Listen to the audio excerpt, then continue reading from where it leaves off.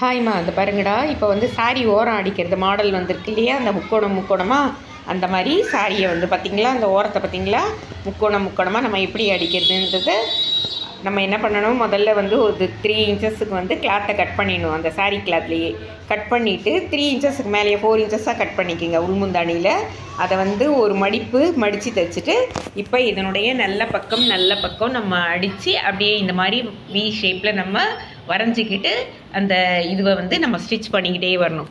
இப்படி வி ஷேப்பை வந்து இப்படியே ஸ்டிச் பண்ணிக்கிட்டே வந்து இந்த கேப்பெல்லாம் நம்ம 1/4 இன்ச் விட்டு கட் பண்ணி எடுத்துடணும். கட் பண்ணி எடுத்துகிட்டு அது உள்ளே தள்ளிட்டு அதுக்கப்புறமா நம்ம எட்ஜில் தையல் போட்டோன்னா இது ஒரு மாடல். இப்போ இதுவே இன்னும் கிராண்டாக செலிப்ரேட் டெக்கரேட் பண்ணோன்னா இங்கே பட்டையாக வந்து லேஸ் வாங்கி ஸ்டோன் லேஸு அந்த மாதிரி இருக்கிறத கொடுத்துட்டிங்கன்னா சாரீ வந்து ரொம்ப அட்ராக்ஷனாக இருக்கும். இது வந்து சென்னையில் பெங்களூர்லலாம் இந்த மாதிரி பண்ணுறதுக்கு அந்த லேஸ் வச்சு ஃபினிஷ் பண்ணுறதுக்கு 350 வாங்குறாங்கடா. நம்ம சாரீக்கு நம்ம தச்சுக்கலாம். எனக்கு வந்து லேஸ் பிடிக்காது, அதனால் நான் ஒன்லி அப்படியே விட்டுட்டேன். ஓகே, லைக் பண்ணுங்கள், ஷேர் பண்ணுங்கள், கற்றுக்குங்க. தேங்க்யூ.